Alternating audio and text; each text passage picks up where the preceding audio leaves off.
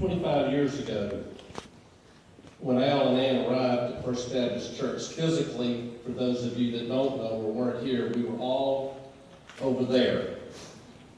Church offices, fellowship halls, the whole shebang. Where we are today in Sanctuary and where the fellowship hall is now stood 3 or 4 houses. Sunday school attendance averaged around 100 to 120 people per Sunday, where today we're well over 200 people. Of the teachers that were teaching at that time, 2 are active today. One is Al, the other was the lady whose place he took in his class. Of the deacon body, there was only one active deacon. There is only one active deacon that has served during the last 2 terms that was serving when Al was called here. There are 3 fellows that are still here that are active in the church, but have not been active deacons. I still can remember when Al was called, there was a dinner to welcome him and Ann to the church. And my father and I were talking to him, and my father said to Al that he thought this was one of the most mission-minded churches that he has ever seen, as long as someone else was doing the missions and doing the work. But today, we're doing the work. 25 years ago, when Al came, he brought his family to our church.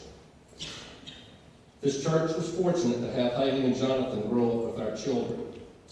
And now they're adults with their own families, and our church has gained 2 in-laws and 3 grandchildren to our midst.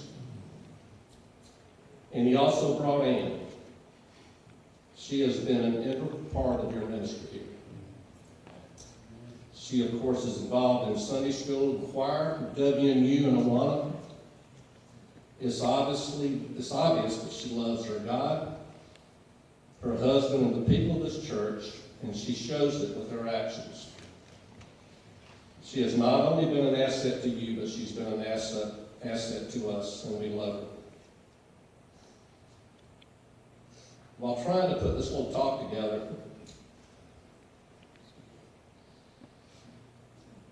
I came across something I'd like to read. This was written by one man about another.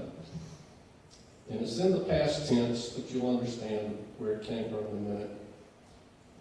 But what he said was, he was a good man, but more, he was unique in the way he conducted his life and carried out his responsibilities. He knew who he was. He was secure in his identity. He did not have to make a lot of noise to draw the attention of the crowd. He did not have to be the point of focus in a room full of people. As a child of God and a faithful servant of Christ, he carried out his life in the context of his abilities, not wishing for more than he had, simply desiring to do the best that he could do with what had been given him. He needed neither the affirmation of the elite nor the applause of the crowds. He simply knew who he was and lived his life in the security of his identity. Do you remember writing that? No.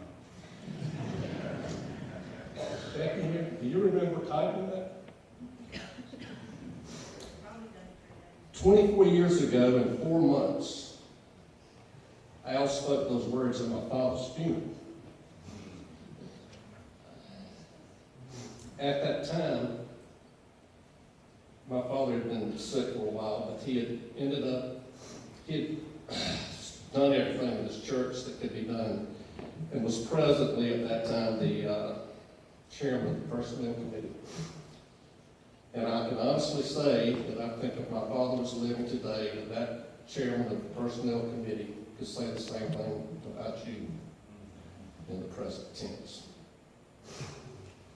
So, thinking and looking back over these 25 years, it's made me realize how much things have changed here at First Baptist but there has been one constant that kept showing up. There's always been a loving and giving spirit here. Al, when you came, much needed patience, time, and love was given as you began your ministry.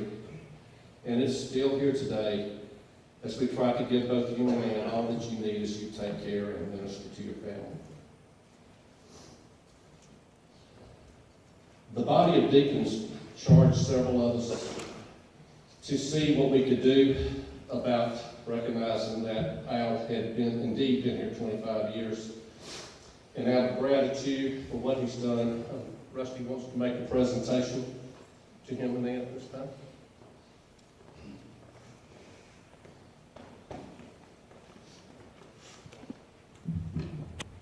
Al, on behalf of the elders, deacons, and this entire church, we want to thank God for you and Ann, your family, your obedience to serve right here for 25 years, which is unusual in itself. You're our pastor, you're our brother, you're a friend. In acknowledgement for all you've done here, I want to present you these keys to that truck. Wow. Sitting right outside.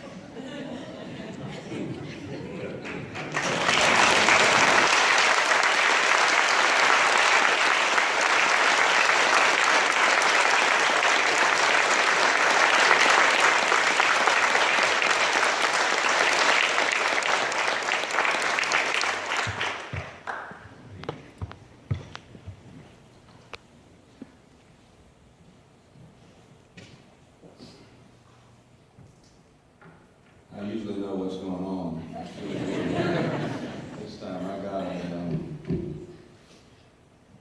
an email on Friday of this week from the True Citizen wanting to do an interview with me about being here 25 years, and I declined because I don't want to call any attention to me. I give all the glory and praise to God and His great grace in allowing us to serve the greatest people we've ever served. I've been in some... The last time I received the keys to a car, I had to leave 6 months later, so I'm a little nervous. I told the chairman of the deacons then if he had intended for me to drive away, and I wish he'd have told me that at the outset. But this has been a great place. You have loved us when we haven't ever deserved to be loved the way you've loved us, and you've cared for our family. You've blessed us in so many ways. I don't know of a church that would let me do what I did last week. I went and sat all week with my daughter as she got treatments for her MS. And all week long, I just prayed with great gratitude for this church that you would allow us to do that and allow me to be there with her and come alongside her. And I'm just very grateful for that and all the ways you've blessed us along the way. And it has been and continues to be a joy to serve here. Thank you for your patience with us and your, in so many ways, putting up with us. It is, I've never been more delighted to be a pastor than I am here. And Ann and I both love serving here among you, and thank you. We're very, very grateful. I can't believe this. Would you stand with me? Let's be dismissed.